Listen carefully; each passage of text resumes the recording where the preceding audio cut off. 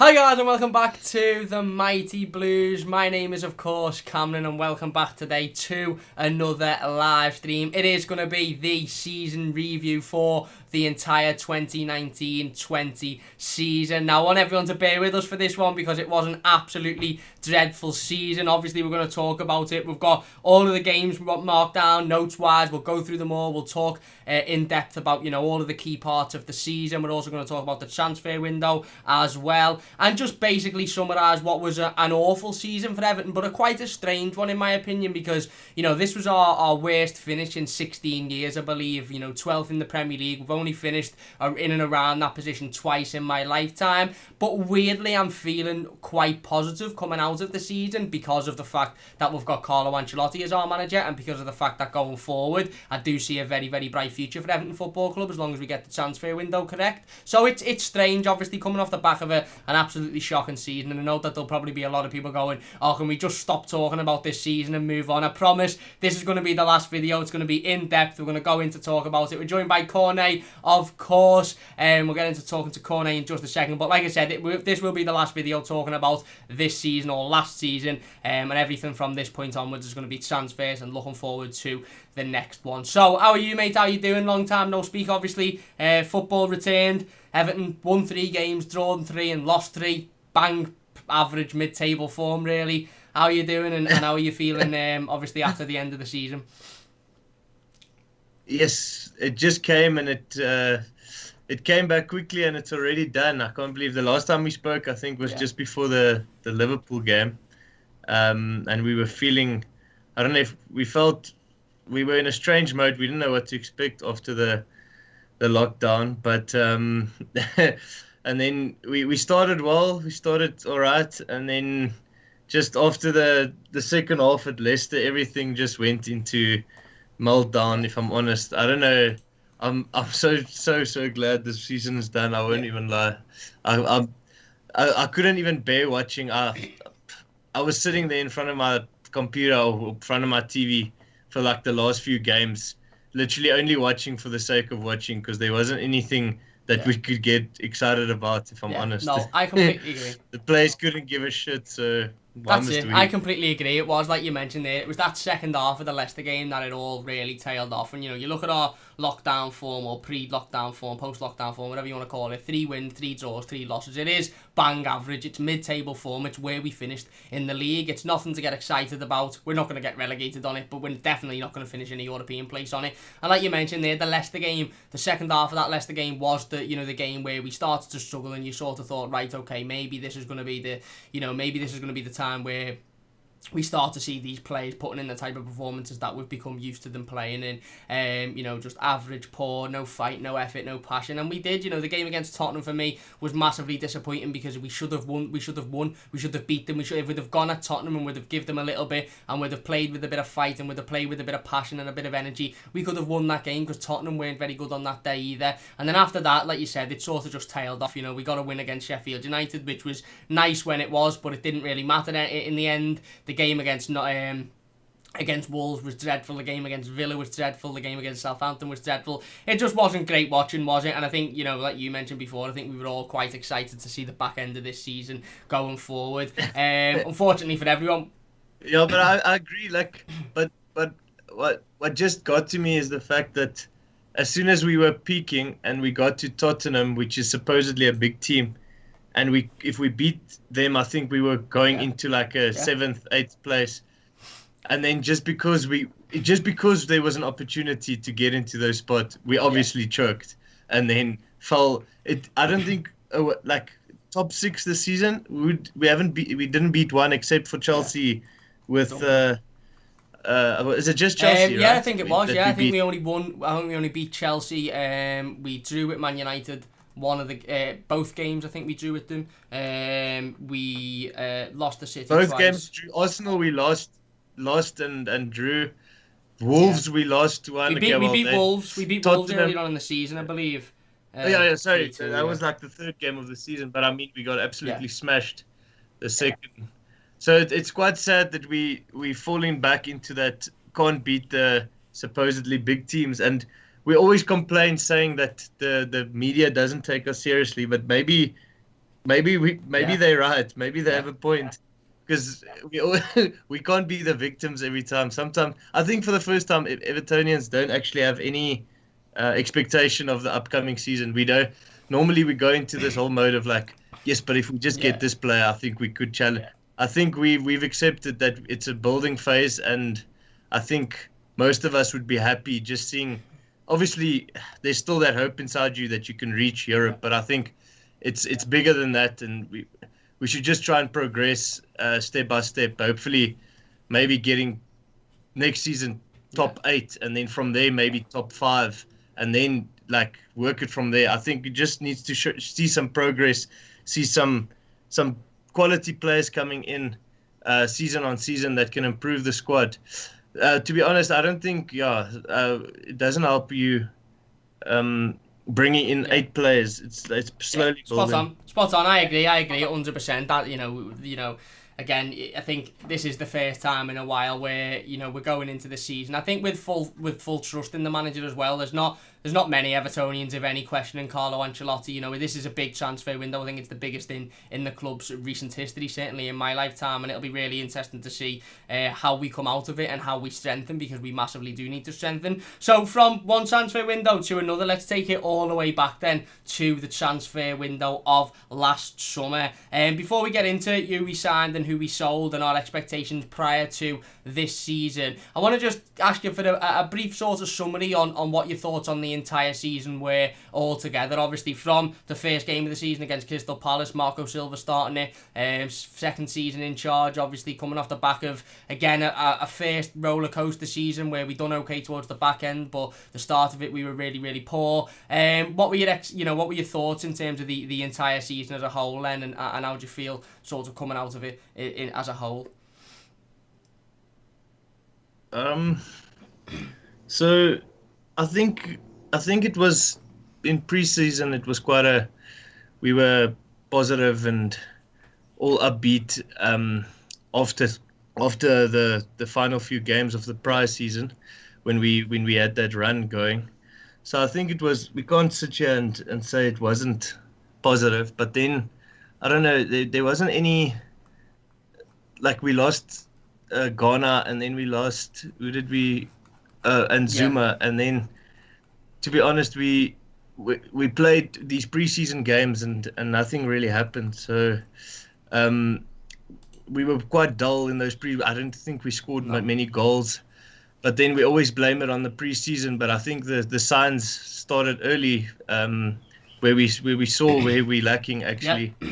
And then the final day of the season came, and everyone, I think if we had signed Zaha, it would have been different. But then we brought in Iwobi, and that I think that just didn't set the world alight. So so things didn't start well, and then from the first game against Palace, I think it just showed that we going to be in for a long season and boring normal draw, to be honest. No, I agree, and I think the whole season went, I don't want to say similar to Marco Silva's first season, but in a way it's very roller coastery. And like I said, obviously Marco Silva, it become quite clear for me that he wasn't good enough to take us forward. When he was sacked, I think we were a couple of points off the relegation zone, sitting 16th or 17th in the Premier League. We were in devastating form, and you only have to look at some of the results that Carlo Ancelotti has got since he's come into the club. Results that Marco Silva wouldn't have achieved, and it was proven by his record that he wouldn't have achieved them. And we'll talk about them a little bit later on in the live stream, but would have been in deep trouble if Marco Silva had been given the entire season this season. I honestly do think would have been in a relegation fight,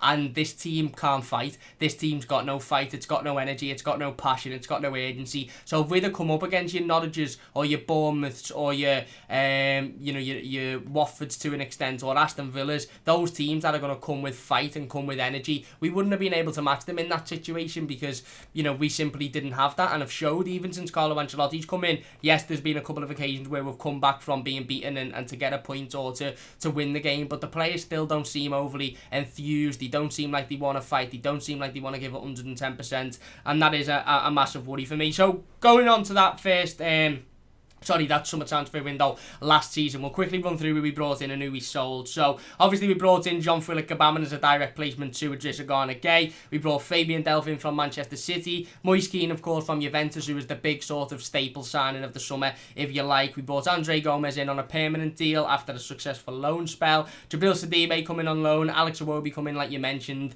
Obviously, I think it was last day of the transfer window, deadline day, and it was all... Yeah, I think it was literally like the last hour. Because I remember him, and there was questions around whether he'd signed in time or not. But obviously they ended up getting it over the line, and obviously How did you feel when we signed him? To be honest, what did you think of the transfer window back then? To be honest, for the whole window as a whole, we'll go through the players that we sold, and then we'll mark it, and I'll go to you as well.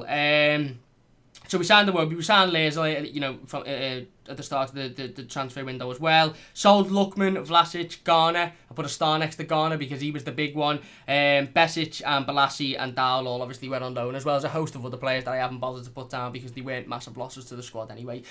So as in terms of coming out of the back of the transfer window, I thought it was strange. I spoke about this, I think, on the live stream with Jordan a couple of days ago. It was a mad one, what I thought back then to what I'm thinking now. Obviously, we all come out of that transfer window thinking Marcel Brands has let Marco Silva down here because we haven't brought a centre half in. Obviously, we put a lot of eggs in the Kurt Zuma basket, and the fact that he may want to join on a permanent deal. I think we sort of felt like, obviously after the previous season, a successful loan spell for Gomez, a successful loan spell for Kurt Zuma. I think we felt, right, okay, we'll get both of those deals done quite early on and quite easily, and both of those players will come in. Obviously, it never worked like that with Kurt Zuma, and we almost left it far too late, and we couldn't go out and find a replacement centre half.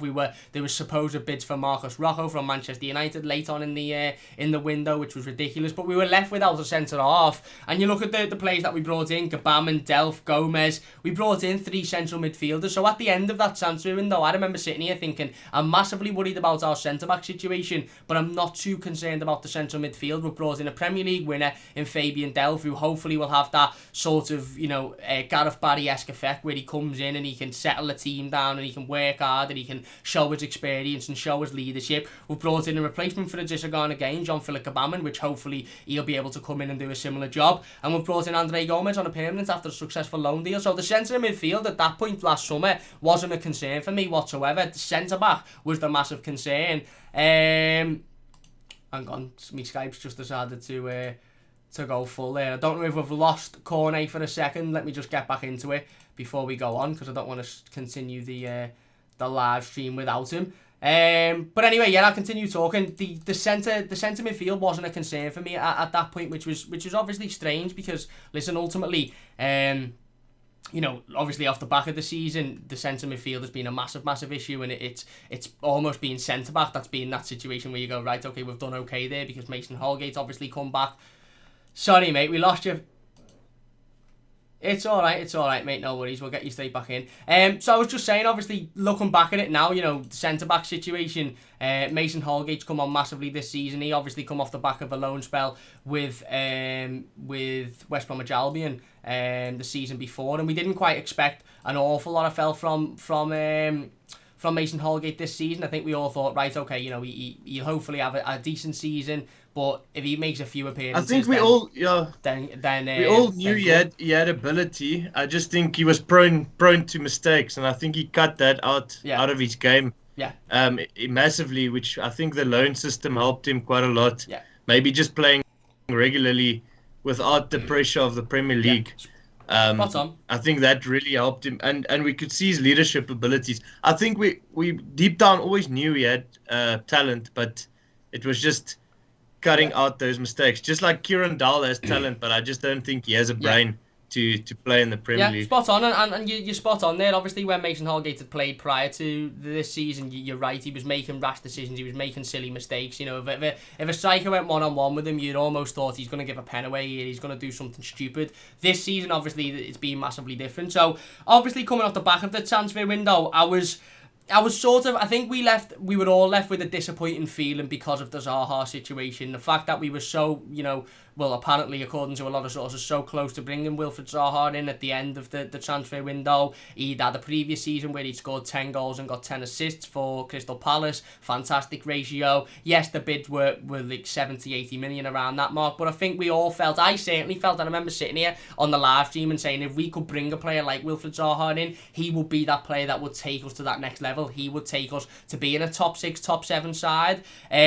Obviously, you look back at the end of the season and you look at the central midfield and everything else and you think, right, that was never going to be the case. But like I said, if we wouldn't have had the Zaha sort of Iwobi saga and we wouldn't have splashed a lot of money on Alex Iwobi at the back end of the transfer window and left a lot of fans thinking it was a panic buy. Now, obviously, the club had come out and Marcel Brands had come out and said he'd felt like, he wanted to bring Alex Iwobi in from the start, and it was never Zaha or Iwobi, it was always both of them. And he wanted both of them, so it wasn't like, well, we've missed out on Zaha, so we'll bring Iwobi in instead. But that's what it felt like to a lot of Evertonians, and I feel like I think he did that to cover himself. I don't think you can't be paying 28 to 35 for Iwobi if that's your. He would have done that business earlier on if he really wanted him for way cheaper. No, I agree 100%. I don't. Yeah, I'm sick. I'm so sick of buying these players that are always dropping a level down and think they can come and retire earning good money at Everton. Like, I'd rather take a good guy from the Championship up than a top 6 club coming down. Like, I don't know, there's ambition, and I don't know if those players always have the ambition that they used to have at those big clubs. Like Fabian Delph comes down from Man City to play for us, supposed leader, but he pisses so many Evertonians off that no one actually wants him at the club anymore. No, I agree. So I agree. Like, I'm just sick of those type of players, and I just hope we don't sign a Jesse Lingard or any of those players on transfer deadline day. Because they'd be in the exact same boat. So, yeah, like I said, off the back of the transfer window, with the players we brought in, look, I was happy with Gabaman. I thought he looked like a big physical player, good on the ball, quite fast, gets himself about, almost like a replacement for the Gay, which was what he was. I was happy with Moise Kean, thought he was very young, talented, got a lot of promise, got a lot of your potential, big future at Everton. Happy bringing him in. Happy with Gomez, obviously, on a permanent, because he'd had a fantastic loan spell. Sidibe wasn't too fussed about. Iwobi, again, I thought, right, okay, he's a good player, but we've spent a lot of money on him and he's probably not worth it. But I was willing to give him the benefit of the doubt. Lazer was a backup keeper. Players we left, again, I didn't really have any issue with any of the players that we sold last summer, other than Idrissa Gay. Lookman, I was never a massive fan of anyway. Same with Vlasic, and obviously all of the other players that left on loan. Garner was the big one for me, but again, I didn't have a massive issue with it because I knew ultimately that Idrissa Gay was going to leave last season, and I knew that that was going to be a situation that we were almost certainly faced with. It wasn't something that come out the blue. It wasn't something that, we sold the player against his own will. He wanted to leave 6 months ago, so we knew it was going to happen. So how did you feel then, coming off the back of the transfer window and the players that we signed and the players that we sold? Were you happy with the business done in the summer prior, obviously, to the first game of the season? Like I mentioned earlier, it's just I just felt that the squad we had at the end of the last season wasn't as good as the squad because we didn't know what we were getting from Gabaman, even though he was a replacement. So it was a bit up in the air. Like, it could go one way, it could go the other way. But we just don't have. We've never had enough goals since Barkley and Lukaku has left. So we're always hoping that Walcott can score a few, or Bernard. But Bernard has proven that he doesn't score more than 3 goals a season. Walcott hasn't scored in the last 2 seasons. He scored 3 or 4 goals. That's what they bring. So I was no one from midfield. Tom Davies 1 or 2. Gomez didn't score 1. But obviously you're talking about before, and so I'm just saying, I think there was always that hope that Moise Kean would come good, like, from the get-go. And we didn't know Calvert-Lewin was going to score as many as he did, but without those goals, we were probably fucked anyway. So, so we just don't have any creativity. Like, it's always, when the season starts, you have to be positive and you have to think, okay, but this season Bernard will come good. Gylfi scored 13, he'll score again. But then I don't know how you drip. Do you think it's the change of system? How did Gylfi go from scoring 13 to scoring 2? I don't understand how you drop. because you 1 year older. It's not like he's 34. He's 29, I think, 29 or 30. So I don't know, like it was just a mad like situation, because I think we had to be positive, but I think deep down we knew like we might struggle this season if everything doesn't work out and our players don't get injured. Obviously we were ruined with a few injuries like Gomez. Yeah. In the beginning, like against Tot. I think you got injured already at Palace for a few games where Gbamin come on. So then we got ruined with Gbamin, so we had to play players that we not normally play in midfield. And then obviously we had to change the system to fit the average side that we were in order to actually compete in the Premier League and get results. So so I was quite disappointed. I think if we had gotten Zaha, I think we would have all probably thought we were top 6 side. But I think just that damper of not getting a centre back at the end of the window, and maybe getting that marquee player in Zaha that would have maybe lifted the spirits a bit to start the season well. Spot on. I agree, and it like you said, it's mad, isn't it? You know, we come out of the season and the issues that you thought we had in the transfer window at the start of the season, we haven't had. But it's not like we haven't had those issues, so we've been all right. We've just had other issues that we didn't think we'd have, like Gylfi Sigurdsson having an absolute dreadful season, like Jean-Philippe Gbamin's injuries, like Fabian Delph not doing anything really, like Moise Kean not settling down. So you look at those players we brought in, and when we brought them in, there was a lot of enthusiasm, there was a lot of good feeling about them. Certainly Gbamin, Kean, I remember Delph, people were like give or take, but he should be able to do a decent job. You look at every single player we brought in there, and none of them have massively impressed. Gbamin hardly played, Delph hasn't massively impressed, Kean hasn't massively impressed, Gomez again tailed off. Obviously he had the injury, which is fair enough, but still wasn't fantastic. Sidibe, give or take. Iwobi's been shocking. Lazel hasn't played. So every player we brought in last summer, there's not been one that you look at and go, they've had a fantastic season, then they massively improved us. Whereas the previous transfer window, you had Richarlison, you had Dean, you had these players that come in that you thought, right, okay, they have massively improved this squad. Whereas now it was different this season. So going straight into the season, then we'll dive straight into the games. We're not going to do a massive review on every single game, but we'll talk briefly about them, and we'll probably go 5 games at a time. So we started with a 0-0 draw at Crystal Palace. Ball draw again. I thought it was a typical first game of the season. Not a lot of energy, not a lot of intensity. I just remember sitting there thinking, this was a dreadful watch, but it's, I pretty much expected it. We were really, really poor. They were really, really poor. I think Wilfried Zaha was excluded from that game. I don't think he played in it. We then... I think he came on as a substitute. Yeah, towards the back end of it. So there was a lot of it. Again, they had chances going forward. We didn't really do much, but I was okay to say, right, it's the first game of the season. The players have only just come back. It's the first competitive game back. We'll give them.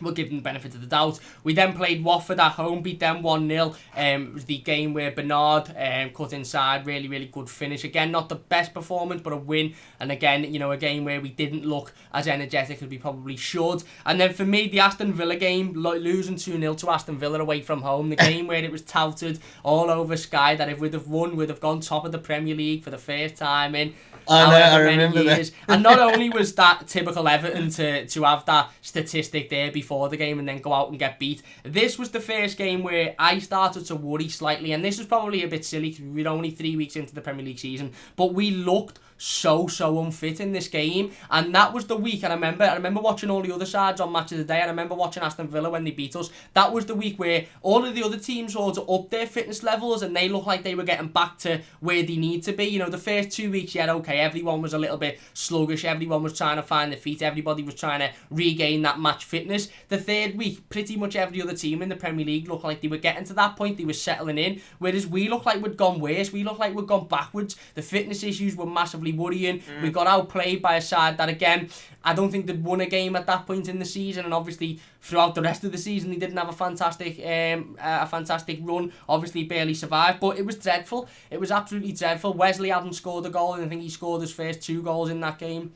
I was gonna say, I think it was one of those where they said Wesley hasn't scored, and then obviously scores against us, just like the West Ham game. I think Halle didn't score, and then he scored against us.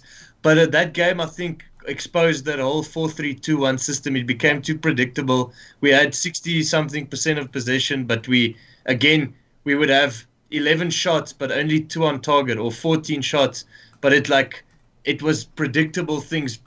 Move the things to give the ball to Dean, try and go down the side, and then cross it in. But I don't know, like that. Yeah, it started becoming a bit too repetitive, and I think teams started to work us out like that. I agree 100%. And we looked at the game against Sheffield United. I don't want to talk too much about it because it's later on. Obviously, it's very recently, but we changed back to that formation and we looked really, really good. We then played it again against Bournemouth last game of the season, and we just got found out. And you're spot on. That's what happened in the game against Aston Villa. They sort of sussed that out very, very quickly. And again, we sort of realised very, very quickly that without Idrissa Gana Gueye in that formation, it does not work, because you need legs in that midfield. You need someone who's going to run around. You need someone with a lot of energy. And Tom Davies simply didn't have it. Andre Gomez simply didn't have it. So obviously that was a massive, massive worry. We then played Lincoln in the Carabao Cup, beat them 4-2. I think it was Iwobi's first goal for Everton. He scored the header towards the back end of it. Luca Dean scored the free kick, which I think is probably going to win goal of the season. It was a fantastic free kick. Again, we come from two... Well, Everton. Yeah, I think it'll be Everton's goal of the season, yeah. Not Premier League goal of the season, no.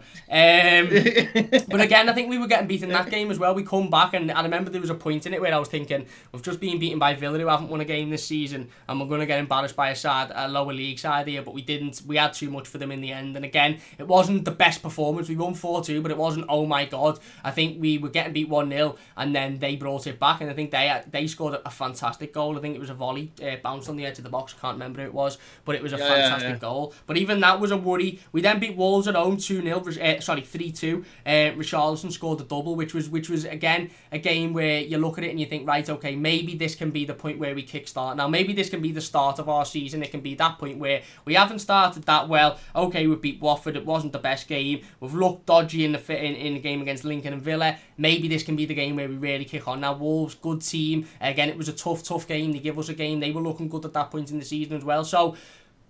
And Richarlison was brilliant. He was absolutely fantastic. He got the brace, he got the double, and again, it's a common theme throughout this whole review and throughout all the games that we'll talk about is Richarlison actually saving Everton in a lot of situations. But he scored the double, and like you said, we won 3-2. We then go to Bournemouth away from home and get beat 3-1. Yeah, absolutely shocking. And again, it almost felt like we were seeing the same mistakes that Marco Silva was making in the previous season of being able to win one game in an emphatic fashion against a decent side and then just being embarrassed in the next game. We even seen it towards the back end of the previous season when we went on that really, really good run and we were beating United. And then we lost to Fulham, who were already relegated at the time. We got embarrassed to Fulham away from home and we were shocking. Mitrovic absolutely destroyed our... Yeah, exactly. And this sort of felt like that again. We lost to Bournemouth. We then lose to Sheffield United 2-0 at home, who at the time I think were really, really struggling. It wasn't until after that they really started to get going. So you look at that and you all of a sudden you've beaten a team that are in relatively good form and have obviously got a lot of talent, and then you go and are beaten by a side like Bournemouth who've struggled and had struggled in the previous season and who at that point weren't in very, very good form. You lose to a Sheffield United side who again weren't in good form. Now obviously looking back at that, at this point you'd say that's not the worst result in the world, but at the time they were quite poor. I'll just go through the rest on the page. We beat Sheffield Wednesday at home 2-0 in the Carabao Cup. Away in the Carabao Cup. Dominic Calvert-Lewin scored the brace in that game. We then lost to City at home 3-1. Wasn't anything too bad much on that because it's Manchester City.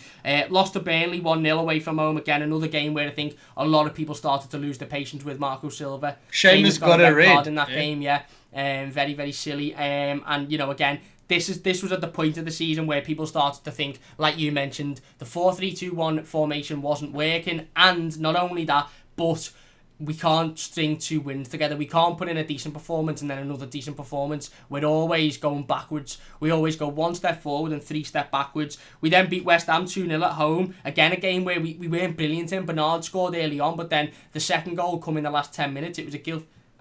Oh, sorry, Cam, it's going off again. So I'm just going to join again. Sorry, I don't know what to...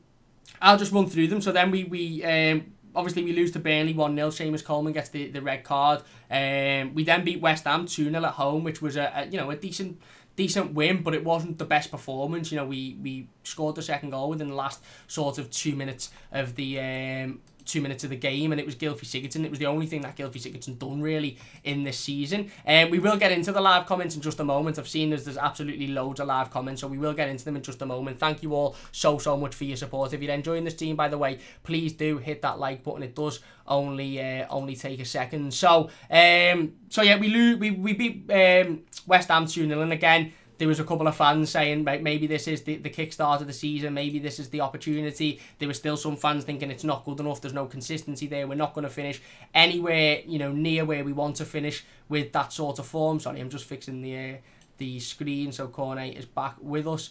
Can you hear us, mate? Oh, I don't know if we've just lost them.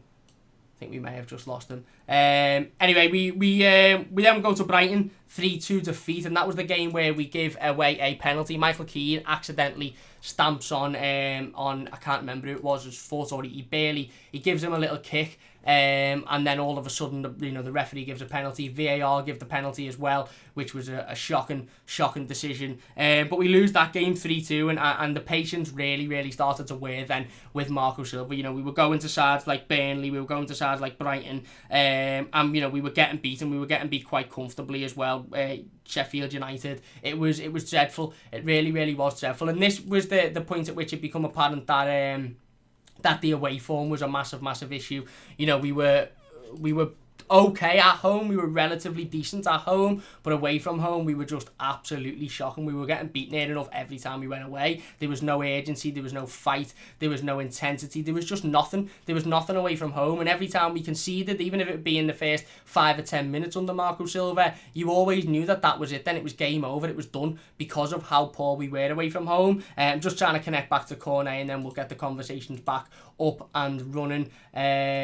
Bear with me just 2 seconds while we try and get that sorted. So then we go to, like I said, we lose to Brighton away from home, and that was at the point where I think a lot of people started to get, you know, a little bit sick of Marco Silva and started to feel like he wasn't good enough and he wasn't doing it. And a large part of that was because of the away form. So I just talked about the Brighton game, mate. I don't know if you remember it. It was the game where we gave away a penalty. Yeah, decision shocking VAR decision, against Michael Keane. That was just when things started going against us. I think the Tottenham game with the handball was just after that. Dele Alli, or just before that? It was just after that, mate. It was just after. Okay. The next I Premier League remember game, that game. Calvert-Lewin scored Mason Holgate gave a good assist. Calvert-Lewin scored a good goal, I think, to take us 2-1 up. Yeah. Then they scored one to equalise with that shocking penalty. And then Lucas Dean, was it an own goal that he scored at the end? I think it was it was an own goal. Yeah, I remember it. Yeah, that was just terrible.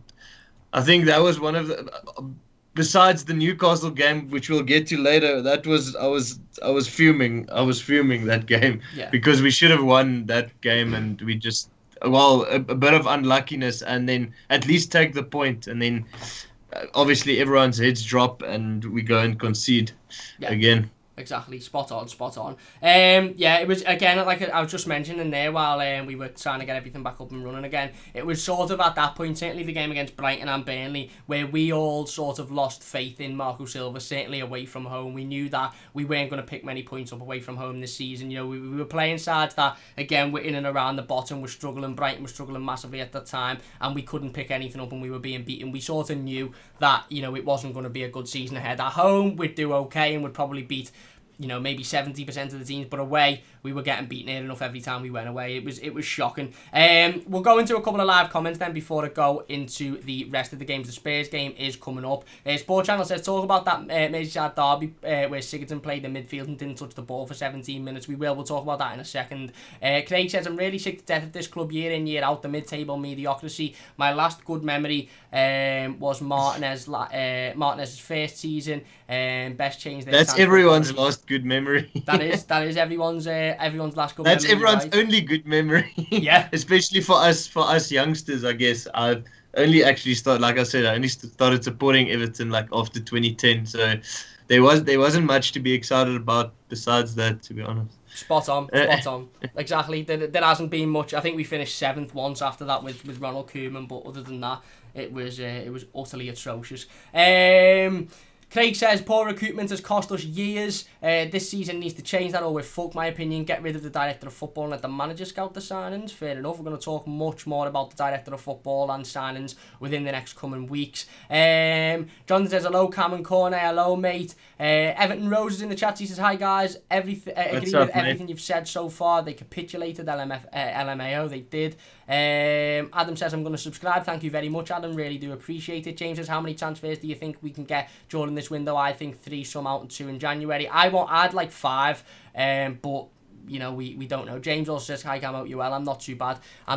So let's get back into it then. We then go after that game against Brighton. We play Watford in the Carabao Cup. We beat them 2-0. It was the game where Mason Holgate scored the header, and it was Mason Holgate's sort of introduction to the first team, really. It was at that point where it became quite evident, oh, hang on, maybe this kid's got something to offer. Maybe this kid can come into the team and actually change it a little bit. He showed confidence, he showed ability. He was given an opportunity in a Carabao Cup game, and he took it with both hands, not only with the goal, but defensively he was fantastic as well. And again, it was a key point in the season, I feel, because that was the point where I think a lot of fans sort of went, hang on, Keane and Mina aren't doing much, and they're inconsistent. They're conceding silly goals. We concede near enough every time a ball gets put in the box. Why not give this Mason Holgate a go? Why not see what he's up to? He's had a successful loan at West Bromwich Albion, played really, really well. Why not see what he can do in the Premier League? And obviously later on he had that faith put into him. But that was the point in which we really started to sort of notice Mason Holgate's performances and his improvements. We then go on to... Was it an injury that brought him in, or I can't remember? Was it just? It was a Carabao Cup game midweek, I think. So I think he was just put in to be given an opportunity. It might have been an injury. And then he played in the Prem. Yeah, he did. He then sort of started to work his way into the team, and again, obviously, Duncan Ferguson really gave him the push and started to start him, which was coming up. We'll talk about Ferguson, but then we played Spurs 1-1 at home. Obviously, Gomez's horrific injury in that game. Again, another game where we struggled. We scored a 97th minute equaliser. Cenk Tosun popping up from absolute nowhere to put that one in the back of the net. Again, it was become quite apparent that the performance wasn't good enough. Even at home now, we were starting to struggle. We were starting to look, against the better teams in the league, not even the top teams in the league, just against the better teams in the league. Like we weren't really holding ourselves. We then beat. But it was also there where Marco Silva didn't. Sorry to interrupt you. No, I'm saying that's where you realize, he didn't really know what he was doing, because I think Cenk Tosun didn't even make the bench for many of the games before that game, and then I think after he came on from the bench on that game, and then the next game he starts a game, and then he's taken off. So he didn't really know who to play, who he could trust, what system he'd like to play. So we didn't really know as fans what we actually could expect on the day, because it was a bunch of 11 going out on the field, not having a game plan. That's how exactly. It seemed to me.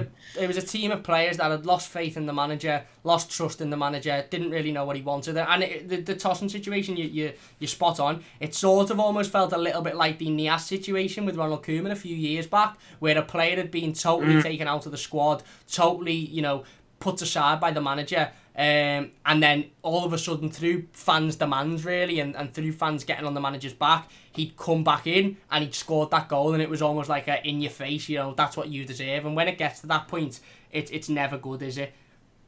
Yeah, no, it's never going to end well. We then went to Southampton, won there, 1-2 away from home. Tom Davis scored in that game. I think Richarlison scored the other. Don't know how we won, because we never won away from home under Marco Silva, but we won. We then played Norwich. Now this was the game for me where I felt Marco Silva had to leave the football club. And now a lot of fans sort of felt like he needed to leave after the Burnley game 6 weeks before. I sort of hung on slightly. I don't know why. I just hung on, but it was this game, losing 2-0 at home to a side that were already looking absolutely nailed on to go down. It was at that point that I felt, no, this isn't good enough. This man needs to leave the football club. He's not good enough to take us forward. Not only are we not winning away games, not only are we not coming back when in losing positions, not only are we not showing any fight, but we also can't even beat the lower team. poorer teams in the league at home. We can't even turn up at Goodison Park. This was the massive turning point in this season for me. Now, Marco Silva should have gone after this game. Why he was allowed to play Leicester and Liverpool after it was completely beyond me, but he should have left at that point. Wait, where was the West Ham? Wasn't the West Ham game also... that was just after the... The West Ham game where we won 2-0. Yeah, wasn't that also after a few that was after performances? No, you're right, that was after the Burnley game, so we beat Wolves in the Premier League. Oh, sorry, then I missed that. No, we beat Wolves in the Premier League, and then we didn't win in the... We beat Sheffield Wednesday in the Carabao Cup, but I'm not taking that, but we didn't win in the Premier League then for 6 or 7 weeks when we beat West Ham, and again it was like, oh, maybe this is the start of the season, then we lose to Brighton, then we lose then we draw with Spurs, then we lose to Norwich, and like I said, that was the massive turning point in my season. So it's like a roller coaster. It's exactly that. It's another roller coaster season, the exact same as the previous one was, and that was why Silva needed to leave, because within 18 months of his Everton managerial career, he could not create any stability. 2 transfer windows, over 10 players brought in, I believe. He could not create any stability. He could not create any consistency, and that's why he needed to leave. Ultimately, the club done what the club do best and left him in charge for some unknown reason. We then played less. Yeah, no, I agree with you. I'm saying we actually gave away 6 points because we could have probably played the flippin' Sunday League team after that, and we would have lost because we lost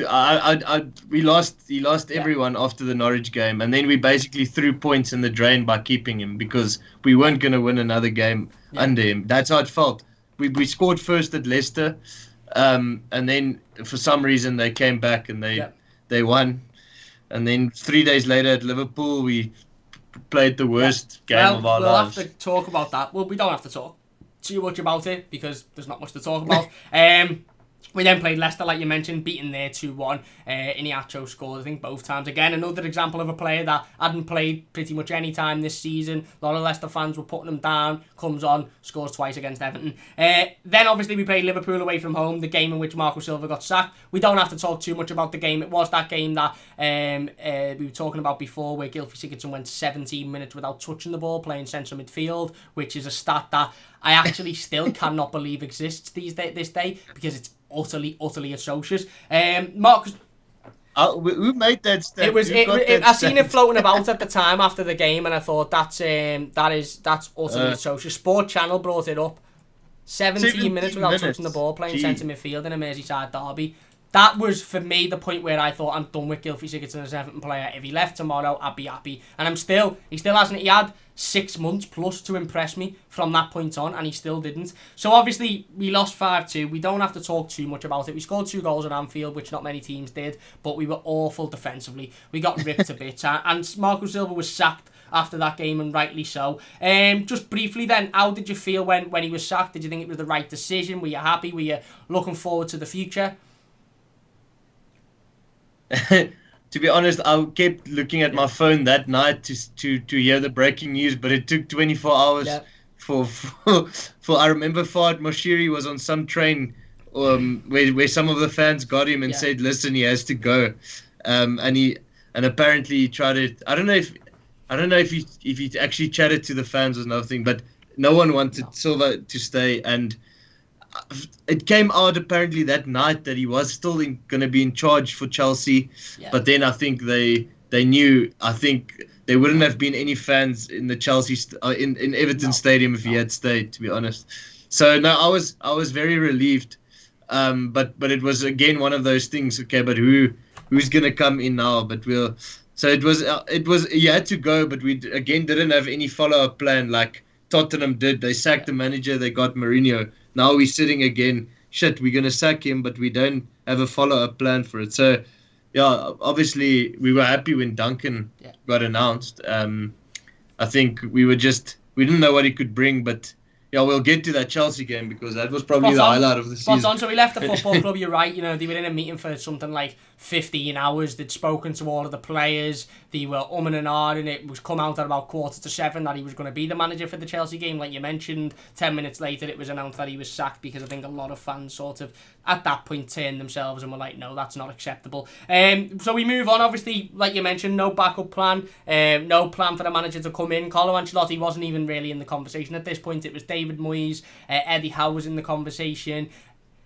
Vito Pereira was massively in the conversation at that point. Carlo Ancelotti, I think, was still in charge of Napoli. He was just about to be sacked. So Duncan Ferguson to take charge. Then we beat Chelsea 3-1. I want to talk about Duncan Ferguson's games as a whole, as a quad, and then we'll talk about them. We'll talk about, obviously, the Chelsea game. So, we beat Chelsea 3-1. Fantastic game. Highlight of my season. Best Everton performance I've been to this season. Best Everton result. Best I've felt at Goodison Park this season, even since Carlo Ancelotti. I was there, yeah. Oh, I was there, there, mate. It was... Duncan Ferguson. Duncan Ferguson. Absolutely belt a game. The atmosphere, the emotion, the fight. The players done themselves proud that game, but I think that they've been absolutely stupid to not do. Brilliant to see Ferguson in charge. We then played United away from home, 1-1 draw. Again, a decent game. It was the game where Moise Keane was substituted on and then substituted off. We then played Leicester in the Carabao Cup, the game where Leighton Baines scored the screamer. That might be my goal of the season, actually, just because of, obviously, Leighton Baines. Yeah, I thought about it. That was an absolute stunner. They showed on YouTube, Everton put something up of his top 10 goals, I think, yesterday, and I think that's definitely one of them. And then we played Arsenal, 0-0 draw. It was the day that Carlo Ancelotti was announced. So, obviously, that game against Chelsea was just the highlight, wasn't it? The rest of Ferguson's games, we played well in. Obviously, losing the penalty shoot, that was disappointing. The Arsenal game was flat. They had just announced their new manager. We'd just announced our new manager. There wasn't an awful lot in it. It was Boxing Day. It was the game after Christmas. The players had filled themselves with turkey. It was pretty dreadful. And you appeared on Arsenal Fan TV, yeah, that day. But the Chelsea game really was that game, wasn't it? And it was at that point that, I think we all felt, right, okay, whoever comes in now, they have to keep Duncan Ferguson on because he seems like one of the only people that can get a tune out of these players. No, I agree. Like, I think people say he put fear into them, but I just think it was more passion. He showed them what it means to play for this club, and if he could, he probably would have put a shirt on and gone onto the field, if I'm honest. But actually, I've never been to Liverpool or anything, but I had a tear in my eye when I actually saw that, when I watched that game and we won 3-1. Like, something about that game just made everything a bit better. Like, why he's supporting the club after he saw the fans singing his name and everyone actually being passionate. And it was quite a good feeling. It was the only good feeling this season. Other than Ancelotti getting announced, it pretty much was one of the better feelings of the season. Definitely the best game of the season, and for me, like I said, my best Everton moment and Everton memory. So then Carlo takes charge. Again, it became quite evident, probably from the United game onwards after he was sacked by Napoli. I still believe that we were within days, if not hours, away from announcing David Moyes as the Everton manager. I honestly believe David Moyes was coming back to the football club.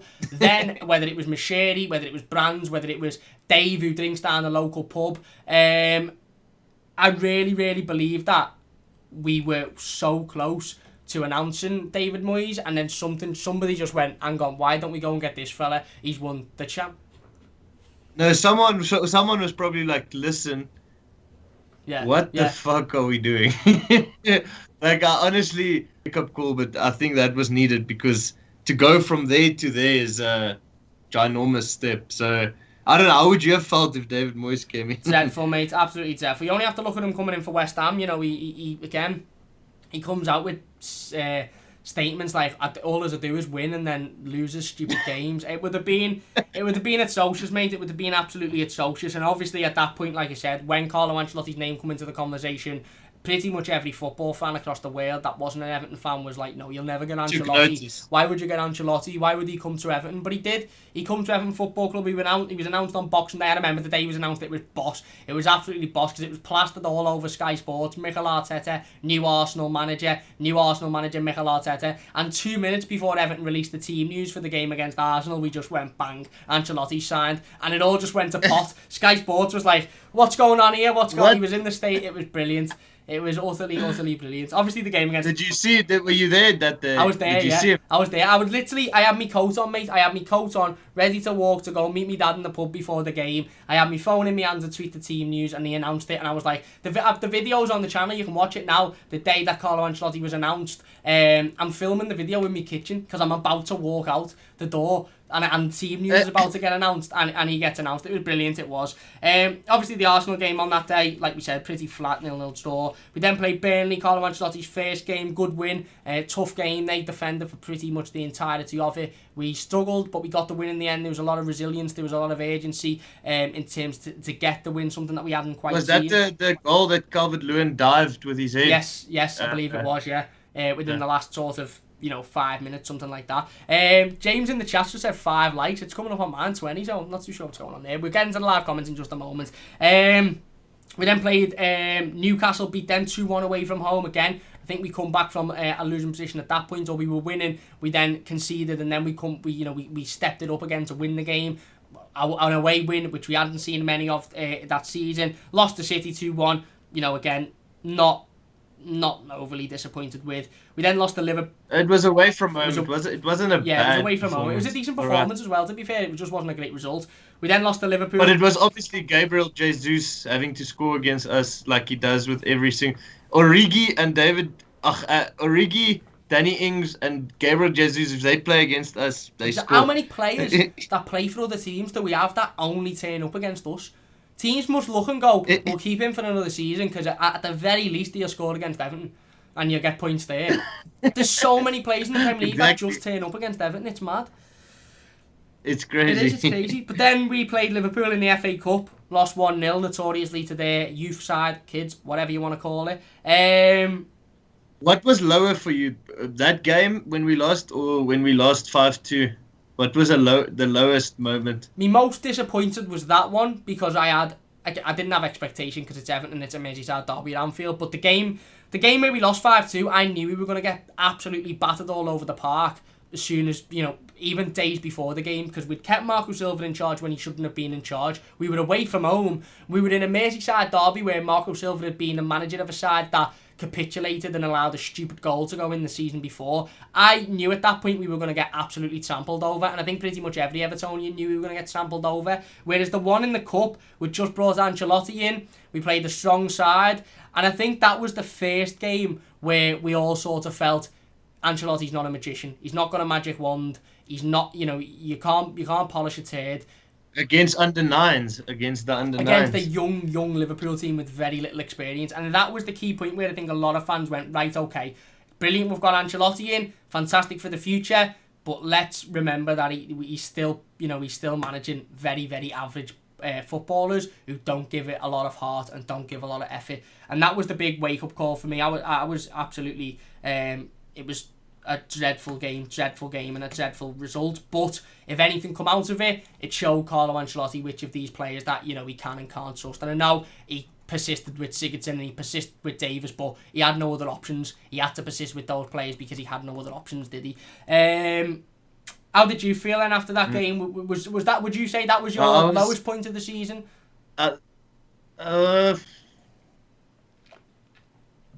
Yeah, I'd probably say that was my lowest, because I wish we actually had played a young team also, because then we could have a reason for not beating them. I wish we played our kids. We probably would have drawn the game or something. But because we played our main team, because they played their shit team, it was like an actual brilliant ploy from Jurgen Klopp, because if he lost, he could say, okay, well, it's my under nines, and then if he won, it makes the headlines. And I have a lot I have Liverpool friends, yeah. And even while I was watching the game, I'm like, mate, I don't even know what to expect. He's like, no, man, you guys are definitely going to win. We're playing. And I'm like, oh, don't say it. Don't say that. No, worst thing they could have said. Absolute worst thing they could have said. And after we couldn't score 3 open goals that we basically just hit the keeper straight down the middle, I realised, oh my word, it's one of those games. One of those days. Again, another day in the season. You can literally pinpoint them, can't you? That game, the Norwich game, the Newcastle game, which we're about to talk about, the game against Burnley, Brighton, Sheffield United, those games where we just looked absolutely dreadful in. So we come off the back of that and we actually respond quite well. We beat Brighton 1-0 at Goodison Park. Richarlison scores. Really, really good finish, neat finish. We drew at West Ham 1-1, but we come from behind in that game, which was a positive. I think we conceded just before half time, but then we got back into it, but we didn't really have much more. We then played Newcastle. We were battered them 2-0 at Goodison Park. Moise Kean started. Best game I've seen Moise Kean have for Everton. 92nd minute. 30 seconds to go in the game. Bish, bash, bosh. Brilliant win. We draw 2-2. Yeah, and that was actually quite a free-flowing game from us. We actually played some good football. Like we spoken about this on another video, but I just remember I thought like, yes, this is actually looking good, and we looking like we could be building something here. And then I don't know. I honestly don't know how we drew that game. It still baffles me. Dreadful, mate. It was again. I don't want to talk too much about it because it was dreadful. But like you said, if we'd have won that game, it would have probably gone down as one of our better performances this season. Moise Kean stepped in, one of his first starts, got his first goal in an Everton shirt. Fantastic performance as well. And then in the last, give away a stupid free kick in the last minute and a half of the game. Newcastle punt a ball forward, and you almost felt, if we concede one here, we're not winning this game. And that's exactly what happened. Ridiculous defending. And again, another sort of mark that down star moment, put a line under that for Carlo Ancelotti to think, right, okay, these players have got no bottle. They haven't got that natural instinct to hold a game out, to win a game, to defend, to just be... And we improved that later on in the season. We improved that when we beat Leicester after the lockdown, when we beat Sheffield United. We improved that scoring, winning a game, and then actually not shitting ourselves. But at that point, that's again what we done. We capitulated massively. We bounced back. We beat Watford away from home 3-2. 10 men come from behind, losing 2-0 in the first half. Yerry Mina scores 2 headers in the last 2 minutes of the first half, and then Theo Walcott wins it. Again, something that we never seen under Marco Silva. Everton coming from behind to win a game of football, let alone with 10 men, let alone away from home. Fantastic result. Yeah, so we broke a few barriers, I guess. Yeah. Some progress being made coming from behind, which shouldn't be such a significant event, but the fact that it was so long that I think Marco Silva didn't come from behind once to win a game, right? Not for Everton. And Carlo Ancelotti's done it, I think, 3 times, maybe twice, 3 times since he's come in. Carlo Ancelotti's form is actually, we'd have finished 7th in the league on Carlo Ancelotti's form if he'd have had a full season. To think that he's done that with this group of players is quite astounding, really. It's unbelievable, which is why I'm so positive going forward. But yeah, come from behind, like you mentioned, beat them. We then beat Palace 3-1 at home, quite an easy game, decent result. We then faced 3 teams in quick succession: Arsenal, Man United and Chelsea. Lost 3-2 to Arsenal away from home. It was the game that Dom scored that bicycle kick, I don't know if you remember. Quite unlucky to lose it, to be honest. Defensively we were poor, but going forward we looked okay. The Man United game. Yeah, defense, David Luiz, I think, played one through the whole middle, and Aubameyang scored a goal that also showed a bit of our defensive frailties, flaws, I guess. Spot on. Man United game then, 1-1 draw, should have been a 2-1 win. Carlo Ancelotti getting sent off, VAR again denying another Everton goal. Listen... Feels like we just every game there's moments where we like, oh, if that didn't happen. Shocking, wasn't it? Shocking. I still think to this day that goal should have stood.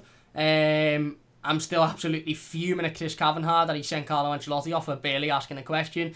But again, it was at that point where that was a game where I felt we were unlucky. Felt like we should have won. Felt like we were the better side. And again, if that goal was scored by Manchester United in the last 2 minutes, it counts. It counts, and VAR doesn't come into it. They allow it. And that's being proven because similar situations have happened like that since the restart of the Premier League, and since that situation, they had one with Tottenham the other day where Harry Kane was in the keeper's view, but it stood. And you sort of think, why is it when it's against Everton it doesn't stand, but against those sides it does? But yeah, no, I agree fully, and how I feel about it. Like I can't stand it, but I'm trying to be different now and just think. Like it should be on us. Oh, yeah, we should 100%. we should still be like putting ourselves in better positions to it and not relying on these. I feel like once you start winning, then I guess things might fall in your way. So like we should maybe just like stop.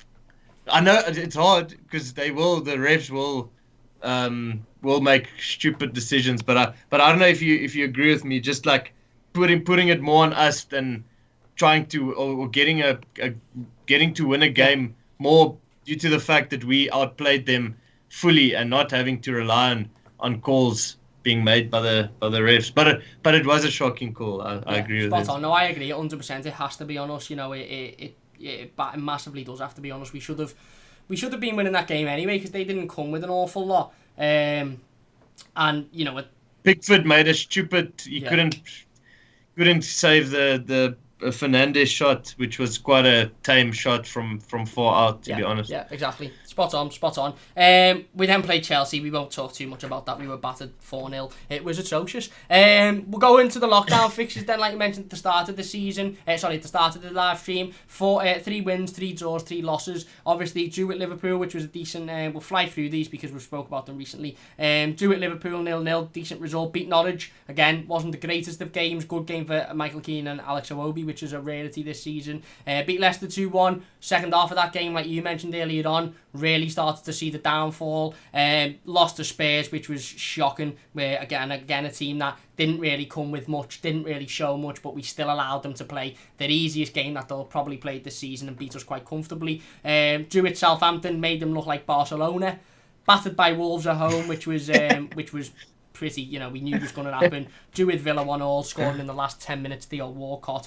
Sheffield United beating them 1-0, and then dreadful performance at home against Bournemouth, last game of the season. Only positive was Moise Keane. We'll talk about that as a whole then. Last 9 games of the season, obviously. How did you feel? I think the positives, but I think many of people have said it. The only positives we can take out of those games is that the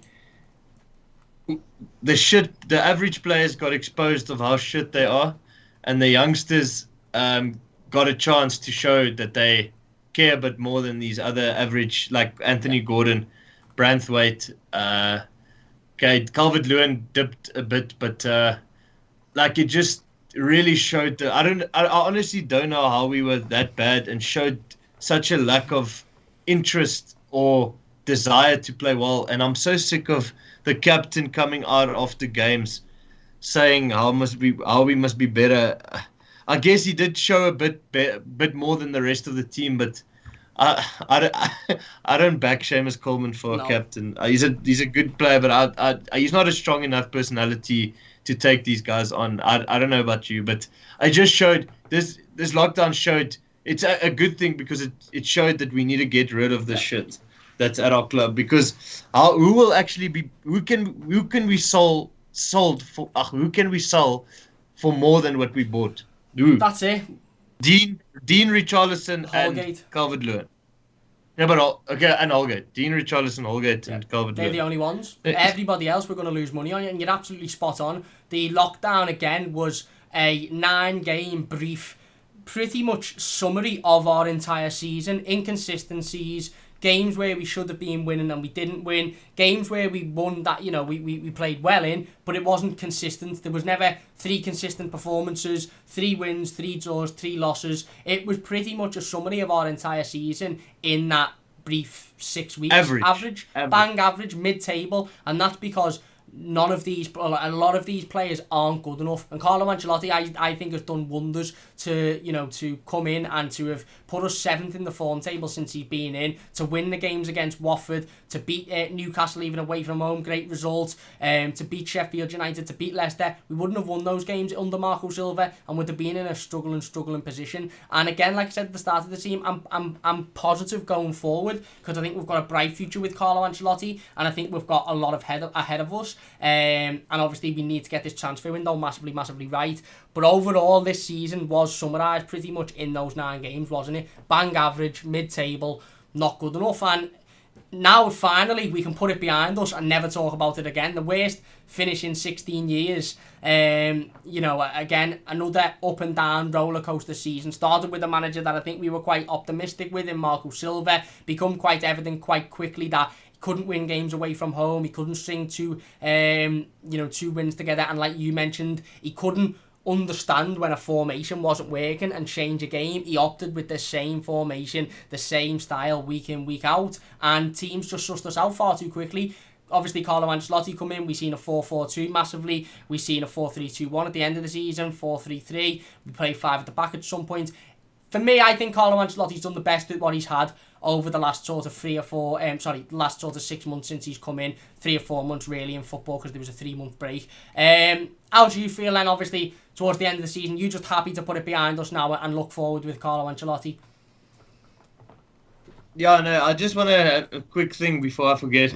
Man City got taken over by their people in 2008. In 2012, they won the Premier League. We got taken over in 2016.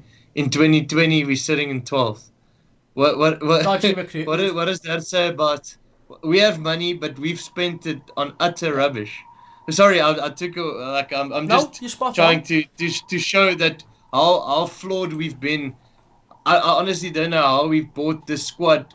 They mentioned something about 500 million. Obviously, we've sold a bit, so it's not net spend, but we've spent 500 million on this utter garbage. Yeah.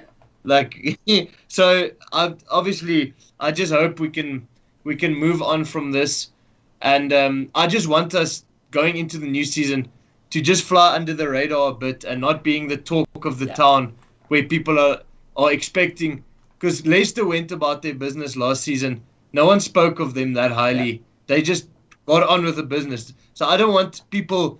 We must just do our thing softly, just in the background, and just go about our business. Because as soon as people start talking about us or giving us expectations, that's when we get overly excited, and then we